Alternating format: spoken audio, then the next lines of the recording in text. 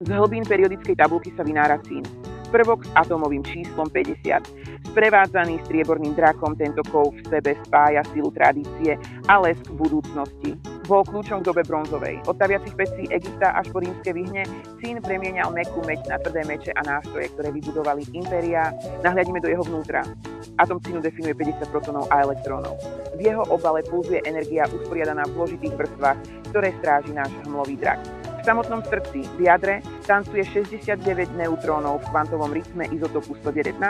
Je to mikroskopický vesmír plný dokonalej stability a precíznej atómovej architektúry. Svetlo odhaluje pravdu. Spektrálne čiary cínu v UV a infračervenom pásme sú jeho unikátnym odtlačkom prsta, ktorý vedci dešifrujú v žiarivých farbách analýzy. Dnešná veda skúma cín na molekulárnej úrovni. Pomocou hmotnostnej spektrometrie odhalujeme organické zlúčeniny, ktoré chránia naše životné prostredie aj priemyselné vzorky. Cín nie je len kov, je to katalizátor pokroku. Od stabilizátorov v plastoch až po komplexné modely hviezdnej plazmy, jeho prítomnosť je v modernom výskume nevyhnutná. V priemysle je cín všade. Spája obvody elektroniky, chráni potraviny v konzervách a vytvára dokonale hladké sklo. Je to tichý hrdina našej každodennej infraštruktúry. Cín lieči a chráni.